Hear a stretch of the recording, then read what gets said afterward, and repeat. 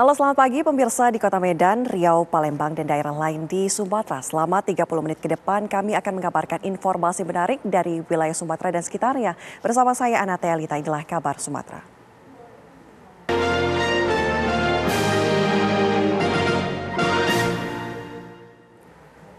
Kepolisian telah meminta keterangan istri pelaku penembakan di kantor pusat MUI Jakarta terkait kepemilikan senjata airsoft gun yang digunakan pelaku. Istri pelaku mengaku tidak mengetahui jika suaminya pergi pamitan ke Jakarta serta membawa senjata api.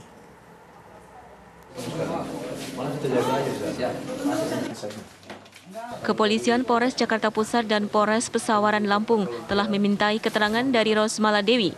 Saksi merupakan istri dari Mustafa, pelaku penembakan di kantor pusat MUI Jakarta terkait kepemilikan senjata api. Kepada petugas, saksi mengaku tidak mengetahui jika suaminya berangkat ke Jakarta membawa senjata. Suaminya hanyalah seorang petani dan tidak pernah ada tamu dari luar yang datang ke rumahnya. Sebelum berangkat ke Jakarta, suaminya berpamitan dan meminta doa. Ia kemudian pergi ke Jakarta menggunakan travel. Sang istri juga membantah jika suaminya terlibat organisasi terlarang seperti teroris. Di warung. Oh, di warung. Oke, setelah dia mimpi. Dia mimpi itu udah lama. Iya. Dia pernah ngomong apa lagi? Nanti saya akan melakukan gini, pernah nggak dia ngomong kayak gitu? Enggak segitunya gitu loh. Ada dia tapi dia akan perjuangkan dengan itu aja gitu. Oh, dia bilang hanya mau memperjuangkan mimpinya gitu. Dengan apa dia nggak ngomong? Nggak ngomong. Mau ngapain gitu dia nggak ngomong. Sebenarnya kehidupan dengan kami biasa-biasa saja gitu. Menurut pengakuan keluarga, Mustafa sempat mengaku sebagai wakil Nabi setelah mengaku mendapat bisikan gaib.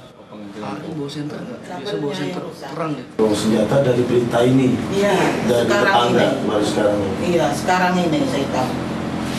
Sama sekali juga nggak ada pernah datang ke rumah. Nggak yang ada. namanya Pak Mustafa gitu. Nggak ada. Ada tempat ini nggak Bu yang mungkin apa Bapak bilang ini nggak boleh dipegang atau nggak boleh dibuka? Nggak pernah ngomong dia. Nggak pernah ya. Baru kali. Nggak tahu juga saya dari mana atau gimana. Kemarin-kemarinnya nggak ada. Pada tahun 2016 lalu, pelaku juga sempat berangkat ke DPRD Provinsi Lampung untuk meminta pengakuan bahwa dia sebagai wakil Nabi. Namun dia tidak berhasil menemui Ketua DPRD Lampung dan akhirnya merusak kaca.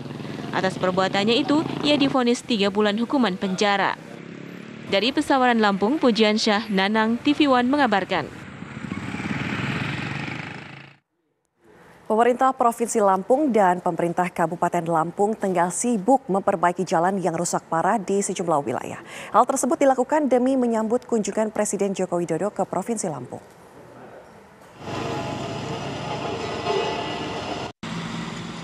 Layaknya kisah kolosal Roro Jonggrang yang membangun candi dalam satu malam, hal tersebut terjadi di Provinsi Lampung. Bagaimana tidak, pemerintah Provinsi Lampung dan pemerintah Kabupaten Lampung Tengah kini tengah sibuk menyulap ruas jalan yang rusak bertahun-tahun agar menjadi mulus dalam sekejap. Demi menyambut rencana kedatangan kunjungan Presiden Joko Widodo ke Provinsi Lampung pada Kamis besok. Di antaranya ruas jalan yang berada di Kecamatan Rumbia, Kabupaten Lampung Tengah. Sejumlah alat berat sibuk memperbaiki jalan dengan mengaspal dan menambal jalan yang berlubang sejak bertahun-tahun lamanya. Alat berat ini bekerja pagi malam agar kondisi jalan menjadi mulus saat dilalui Presiden Joko Widodo dan rombongan. Rencana kedatangan Presiden Joko Widodo tak lain tak bukan untuk melakukan pengecekan kondisi jalan rusak di sejumlah lokasi di Provinsi Lampung. Kemarin sore tanggal 1 sore. Sebelumnya gimana jalannya? Ya sebelumnya ya hancur Mbak, hancur berlubang-lubang lah pokoknya. Banyak mobil yang bikinannya guling. Itu kenapa diperbaiki Bu? Ada informasi apa? Ya ada informasi katanya Pak Presiden Jokowi mau ninjau wilayah Lampung katanya gitu. Ruas jalan yang kini sedang dilakukan perbaikan merupakan jalan yang dibiarkan rusak bertahun-tahun lamanya. Karena adanya kabar kunjungan Presiden Jokowi ke Lampung, pemerintah setempat langsung berupaya melakukan perbaikan jalan rusak. Warga pun berharap perbaikan jalan rusak tidak hanya dilakukan karena adanya kunjungan presiden saja, namun tetap diperbaiki agar aktivitas dan mobilitas warga dapat berjalan normal. Dari Lampung Tengah, Lampung, Pujiansyah, Edi Supriyanto, TV One mengabarkan.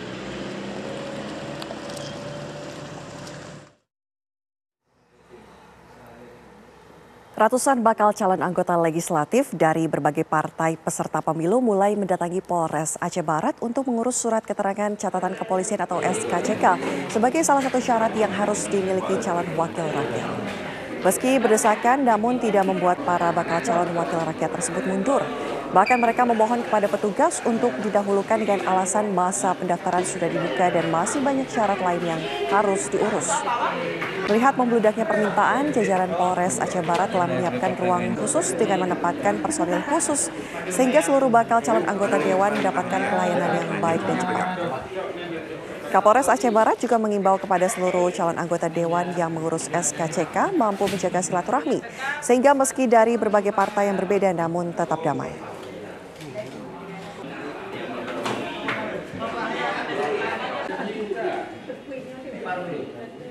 Tim Laboratorium Forensik Polda Sumatera Utara melakukan olah tempat kejadian perkara lokasi tewasnya seorang wanita dari dalam lift Bandara Kuala Namu, Deli Serdang. Petugas yang didampingi tim Satreskrim Polresta Deli Serdang dan pihak pengelola bandara secara detail menggambarkan bagaimana proses awal terjatuhnya korban dari dalam lift. Satu persatu komponen kontrol dicek petugas, mulai dari bagian luar lift, diantaranya tali, besi pemberat, hingga sensor lift. Selain itu, petugas juga mencoba keaktifan operasional dengan masuk dan menaiki lift dari lantai 1 ke lantai 2 terminal bandara. Agenda tersebut merupakan rangkaian dari proses penyelidikan pihak kepolisian.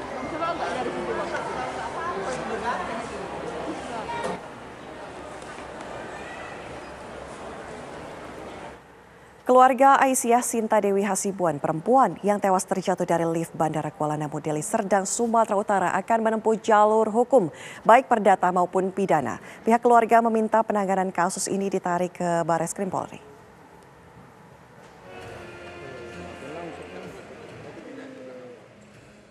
Suami dan kakak kandung Aisyah Sinta Dewi, perempuan yang tewas terjatuh dari lift Bandara Kuala Namu Deli Serdang, Sumatera Utara, mendatangi pengacara kondang Hotman Paris Hutapea di kawasan Kelapa Gading, Jakarta Utara, Selasa pagi. Kedatangan mereka untuk menyerahkan kuasa kepada Hotman Paris agar mendampingi pihak keluarga dalam penanganan hukum terkait kematian Aisyah Sinta Dewi. Pihak keluarga menyesalkan tindakan pengelola Bandara Kuala Namu yang tidak merespon dengan baik terkait laporan pihak keluarga ketika korban terjebak di dalam lift. Pihak keluarga juga menolak keterangan yang menyebut jika korban berusaha membuka paksa pintu lift dari dalam. Yang saya sesalkan setelah itu baru ada penayangan CCTV adik saya. Jadi saya merasa kecewa sekali. Kenapa dari awal sudah tahu, kan titiknya sudah tahu. Kita sudah tahu titiknya kemana, kenapa lagi kita harus kemana-mana? Sudah tahu titiknya bahwasanya adik saya terjebak di lift. Kenapa yang ditayangkan lain, kemudian yang kita minta tidak direspon? Setelah itu, keluarga akhirnya sepakat untuk menempuh upaya hukum baik perdata maupun pidana. Hukum perdata itu tadi gugatan perbuatan melawan hukum. Ya, karena dugaan kelalaian dalam pengelolaan liftnya tersebut menyebabkan matinya orang. Cuma mengenai timingnya, kita masih akan kumpulkan dulu data-datanya. Tentu gugatannya nanti akan di pengadilan negeri yang membawahi Kuala Namu, yaitu pengadilan negeri daerah Deli Serdang kalau nggak salah. Nama-nama perusahaan yang kita akan somasi ya. 1 PT Angkasa Pura II, 2 PT Angkasa Pura Aviasi, yaitu anak perusahaannya. Kemudian PT Angkasa Pura Solusi, yaitu yang melaksanakan pengurusan lift dan sebagainya. Kemudian pihak asing adalah GMR Airport Limited, GMR Airport Consortium. Satu lagi perusahaan Prancis, Euroports de Paris. Sebelumnya, Aisyah Sinta Dewi ditemukan tewas di bawah ruangan lift Bandara Kuala Namu, Deli Serdang pada hari Kamis lalu. Korban terakhir memasuki lift pada hari Senin dan sempat menelpon pihak keluarga jika sedang terjebak di dalam lift. Dari Jakarta, Haikal Vandea, TV One mengabarkan. Kebakaran hebat melanda kota Blangkejeren, Gayo Lues, Aceh. 32 unit rumah warga ludes terbakar, sementara 10 unit rumah warga lainnya rusak ringan. Kebakaran hebat melanda kota Blangkejeren, Gayo Lues, Aceh. Api yang tiba-tiba membesar membuat warga panik berusaha menyelamatkan diri dan harta benda miliknya. Tidak ada korban jiwa dalam musibah kebakaran ini, namun sebanyak 32 unit rumah yang ditempati 106 jiwa kini ludes terbakar. Sementara 10 rumah warga lainnya rusak ringan. Setelah 2 jam upaya petugas damkar yang dibantu petugas BPBD, TNI Polri, dan tim relawan Tagana berhasil memadamkan api. Hingga saat ini petugas belum bisa memastikan penyebab dari kebakaran, namun kerugian ditaksir mencapai 4 miliar rupiah.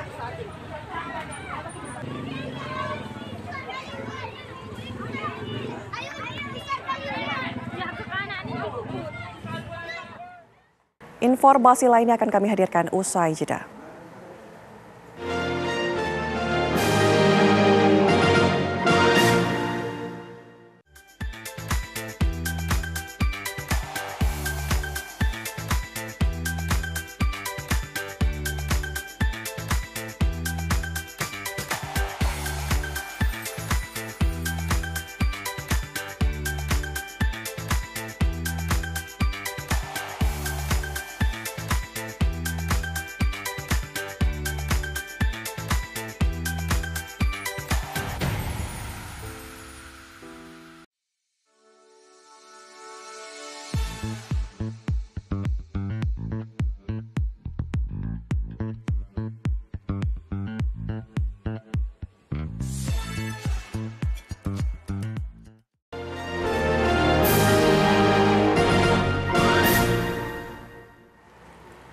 Presiden Joko Widodo menggelar pertemuan dengan 6 ketua umum partai politik yang tergabung dalam koalisi partai pendukung pemerintahan di Istana Merdeka, Jakarta.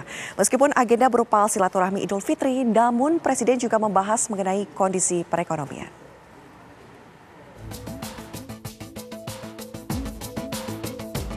Presiden Joko Widodo mengundang 6 ketua umum partai politik di Istana Merdeka pada Rabu malam.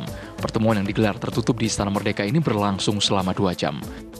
Para ketua umum partai politik pendukung pemerintahan yang hadir adalah Ketua Umum PDI Perjuangan Megawati Soekarno Putri, Ketua Umum Partai Golkar Erlangga Hartarto, Ketua Umum Partai Gerindra Prabowo Subianto, Ketua Umum PKB Muhaimin Iskandar, Pelaksana Tugas Ketua Umum P3 Muhammad Mardiono, dan Ketua Umum PAN Zulkifli Hasan. Ketua Umum Partai Golkar Erlangga Hartarto mengungkapkan isi pertemuan mengulas tantangan dan capaian pembangunan Indonesia. Pertama, silaturahmi halal bihalal. Oke. Ya, tentu silaturahmi halal bihalal. Ini adalah partai-partai pendukung pemerintah. Dan tentu dibahas mengenai tantangan-tantangan, capaian pembangunan dan tantangan-tantangan ke depan. Nah, itu yang dibahas dalam pertemuan tadi. Itu ada pembicaraan nggak, Pak, terkait dengan koalisi besar? Koalisi besar seperti apa, Pak? Ya, ini kan udah besar. Mau lebih besar lagi kemana? Secara resmi nih, Pak. Sama halnya dengan Ketua Umum Partai Gerindra, Prabowo Subianto, yang juga menjelaskan isi pertemuan dengan Presiden membahas soal aspek ekonomi yang harus diperhatikan, termasuk juga pesan untuk menjaga kerukunan demi bangsa dan negara. Ini kan Lebaran ya, kemudian beliau menyampaikan perkembangan terakhir bidang ekonomi, ramalan semua negara besar, ramalan World Bank, IMF, semua bahwa Indonesia benar-benar punya potensi benar-benar untuk menjadi negara maju, ya. Bisa sekarang kalau tidak salah GDP kita sudah 1,5 triliun, ya. Diperkirakan sekarang ekonomi kita sudah ke-16 ya, terbesar. Dan diperkirakan kita sangat mungkin bisa menjadi ekonomi ke-4 terbesar di dunia. Titipan besar bahwa kita harus rukun, kita harus kompak, bisa kerjasama demi negara. Intinya itu, demi bangsa dan negara. Pengamat politik Adi Prayitno menilai pertemuan Presiden Jokowi dan 6 parpol untuk memperjelas sikap tiap partai dalam kontestasi 2024 mendatang. Pertama, dalam pertemuan itu pasti dibicarakan bagaimana sikap politik dari setiap partai untuk menghadapi 2024, terutama ketika PDIP mengumumkan Ganjar Pranowo sebagai kandidat capres. Karena sebelumnya ada Prabowo Subianto yang siap maju berpasangan dengan PKB misalnya. Dalam konteks itulah keenam partai ini bicara dari hati ke hati, mencari titik temu dan mencari titik keseimbangan. Bagaimana kompromi politik di antara keenam partai ini terus bisa berjalan untuk 2024. Tidak mengherankan kalau pertemuan semalam itu, sekalipun begitu banyak kepentingan politik, pasti dibicarakan dari ke hati, terutama dalam konteks partai pendukungnya Jokowi. Mencari titik temu terutama.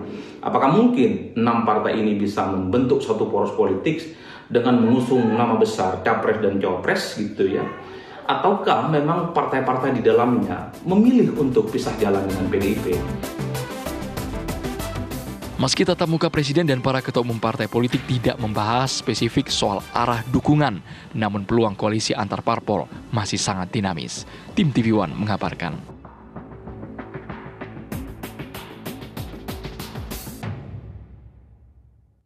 Para bakal calon presiden yang diusung masing-masing kubu kian giat bersafari politik menyapa masyarakat.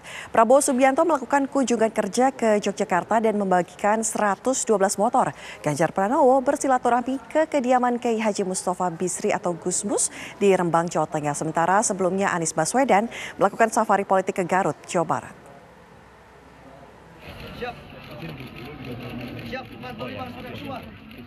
Menteri Pertahanan Prabowo Subianto melakukan kunjungan kerja di Yogyakarta Rabu siang. Kedatangan bakal calon presiden dari Partai Gerindra di Yogyakarta disambut masyarakat termasuk para prajurit TNI di Koramil Gondomanan. Prabowo menyapa para anggota TNI dan juga membagikan 112 kendaraan motor trail kepada Babinsa sebagai kendaraan tugas mereka. Turut mendampingi Prabowo, mantan Ketua PSSI yang kini bergabung Partai Gerindra, Muhammad Iriawan. Dalam kunjungan ini, Menhan juga membagikan 1.000 paket sembako kepada warga di Gondomanan, Yogyakarta. Sebelumnya, Ketua Umum Gerindra Prabowo Subianto mendapat dukungan dari Prawiro Indonesia sebagai calon presiden di 2024. Ormas pendukung Prabowo Subianto ini akan segera dideklarasikan bersama Prabowo dalam waktu dekat.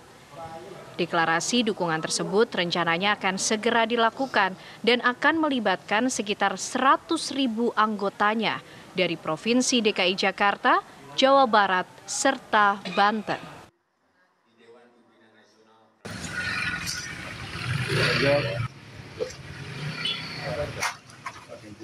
Gubernur Jawa Tengah yang juga bakal calon presiden dari PDI Perjuangan, Ganjar Pranowo, sowan ke kediaman Kiai Haji Mustafa Bisri atau Gusmus di Komplek Ponpes Latut Tolibin, Kelurahan Leteh, Rembang, Jawa Tengah. Setelah ditemui langsung oleh Gusmus, mereka lalu menggelar pertemuan tertutup selama 1 jam. Kepada wartawan, Ganjar mengaku kedatangannya hanya sebatas silaturahmi di momen Hari Raya Idul Fitri. Ia tidak mengungkap secara spesifik isi pembicaraannya bersama Gusmus. Sejak ditetapkan sebagai capres PDIP, Ganjar mulai melakukan safari politik ke berbagai daerah. Selain menyapa warga, Ganjar juga sowan ke berbagai tokoh agama.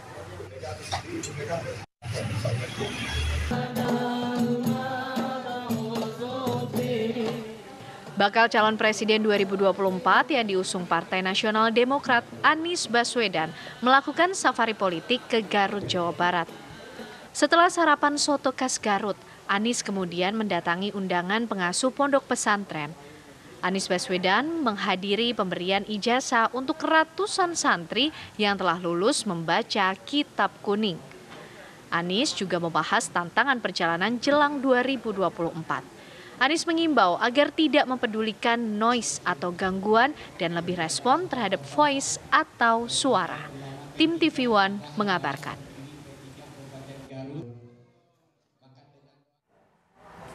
Pasca insiden penembakan, aktivitas di kantor Majelis Ulama Indonesia Pusat di Menteng, Jakarta belum berjalan normal. Sementara itu, proses otopsi jenazah pelaku penembakan masih berlangsung di Rumah Sakit Polri Kramat Jati.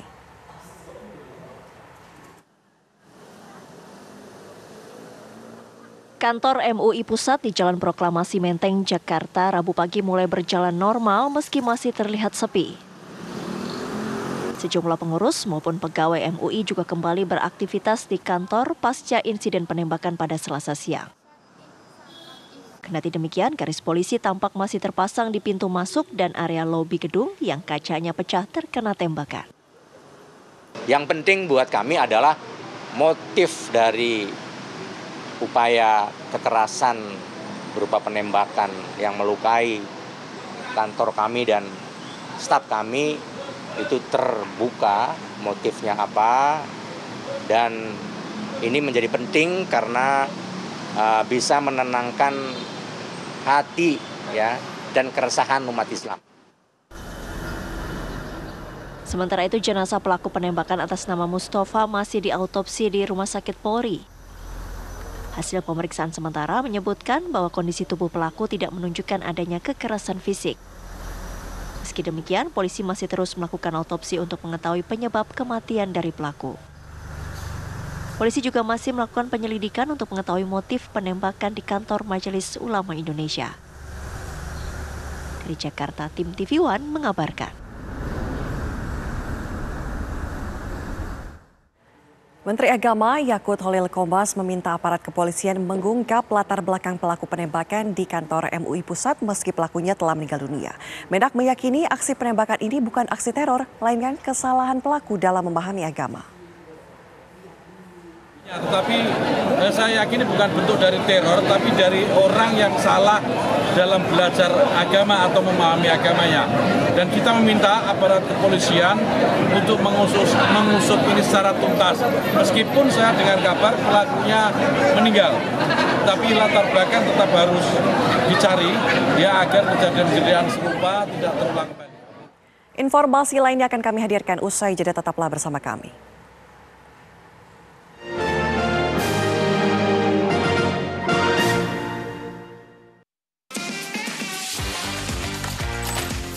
tvOneNews.com, portal web terintegrasi, aktual, cepat dan lengkap. Menyajikan berbagai informasi dengan inovasi digital terkini, berbagai kanal unggulan untuk Anda kunjungi. News, daerah, lifestyle, religi, dan kanal khusus G20. tvOneNews.com, aktual, cepat dan lengkap, layanan konten digital terbaik untuk Anda.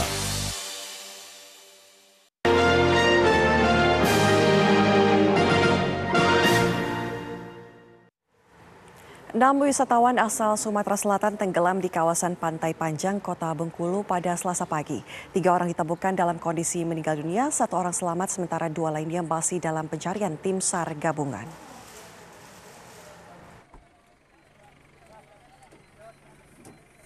Kawasan Pantai Panjang, Kota Bengkulu kembali menelan korban jiwa. Kali ini, 6 orang dari 10 wisatawan asal Sumatera Selatan menjadi korban keganasan ombak di pantai ini. Salah satu korban selamat menyebut rombongan baru pulang libur lebaran di Kota Bengkulu, lalu menyempatkan diri menikmati Pantai Panjang dengan berenang. Sebelumnya, pihak pengelola pantai sudah memperingatkan rombongan agar tidak berenang karena gelombang sedang tinggi. Namun rombongan tersebut tak mengindahkannya hingga akhirnya terseret ombak dan tenggelam. Dia bilang, Pak jangan mandi Pak, karena ini sering ada kejadian ini yang hanyut, yang tenggelam. Gitu. Jadi jangan mandi, ya mungkin namanya ya memang udah kejadian seperti itu, jadi mereka langsung aja mandi. Nggak menghiraukan. Ini kan jumlahnya 10 orang Pak. Iya. Ini kan berarti yang mandi ini hanya 6. 6 ya. 4-nya gimana? 4-nya ada sebagian di situ duduk, ya, sebagian masih ada di kamar mandi, sebagian masih ada di rumah. Setidaknya 6 orang tenggelam, 3 orang diketemukan dalam kondisi meninggal dunia, 1 selamat, sedang 2 lainnya masih dalam pencarian. 3 korban ditemukan meninggal dunia adalah Asari 35 tahun, Saca 30 tahun, dan Sobran 32 tahun. Berhasil mengevakuasi 3 korban dan dibawa ke Rumah Sakit Bayangkara.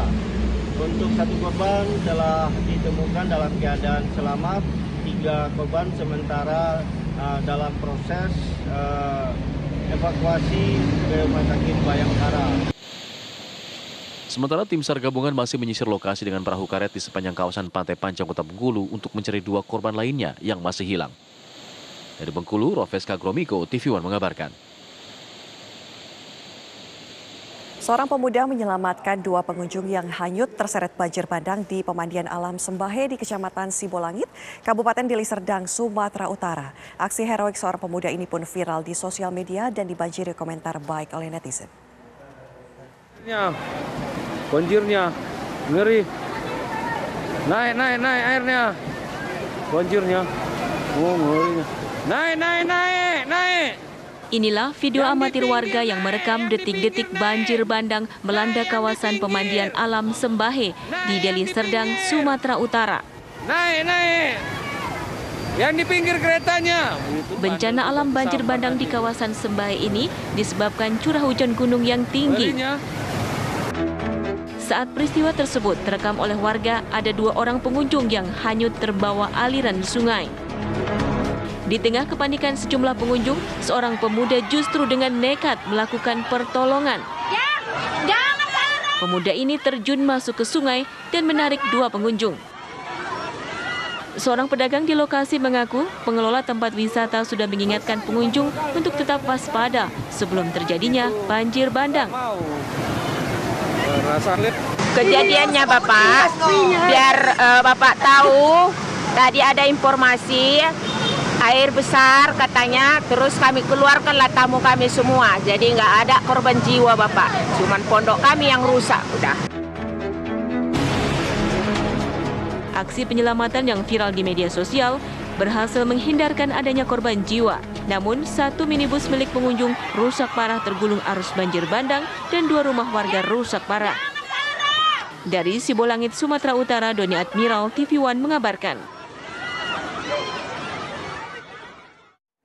Di waktu libur akhir lebaran dan libur sekolah, kawasan wisata pantai di Bintan, Kepulauan Riau ramai dikunjungi wisatawan.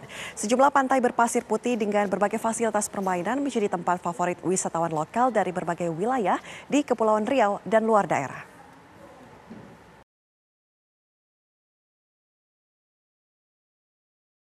Kawasan Pantai Trikora di Bintan masih ramai dikunjungi wisatawan di musim libur lebaran ini. Kemana tidak, puluhan tempat wisata terdapat di Pantai Pasir Putih sepanjang 4 km ini. Kawasan pantai ini selalu ramai dikunjungi para wisatawan yang menghabiskan waktu libur. Salah satu tempat wisata pantai yang ramai adalah wisata Pantai Bintan Blue Coral atau yang dikenal dengan Pantai Hutan Pinus yang ditumbuhi pohon pinus. Tempat wisata ini menyediakan puluhan pondok wisata dan berbagai fasilitas permainan bagi anak-anak. Menurut pengelola, pada musim lebaran tahun ini, jumlah pengunjung meningkat drastis hingga 100% dibandingkan dengan hari libur biasa. Ramai sih, peningkatannya sekitaran 100% dari hari biasanya. Kalau libur lebaran kayak gini bisa sampai 200 sampai 250 pengunjung. Terus di sini fasilitasnya apa aja, Mbak? Cuman pondok-pondok aja, sama kita ada kayak juga sih. Selebihnya paling makanan di restoran yang bisa narik pengunjung. Kami biasanya setiap 1 bulan sekali biasanya pergi ke pantai. Sekarang kan mumpung ada libur lebaran kan sekalian pergi juga ke pantai. Suasana pantai di kawasan Bintan ini? Ya sangat bagus sekali, sekarang kan udah di-upgrade sedikit, udah diperbarui. Ya bagus lah sekarang. Wisata pantai di kawasan Pantai Trikora, Kabupaten Bintan, Kepulauan Riau merupakan tempat wisata yang sebagian besar diperuntukkan untuk wisatawan lokal. Dengan rata-rata harga tiket masuk ke berbagai tempat wisata 5 hingga 10.000 rupiah per orang. Bagaimana pemirsa? Anda tertarik untuk mengunjungi tempat ini? Dari Tanjung Pinang, Kepulauan Riau, Kurnia Syaifullah, Khairullah, TV One mengabarkan. Informasi tadi sekaligus menutup jumpa kita pagi ini. Saya Anatia Alita pamit undur diri. Terima kasih. Sampai jumpa.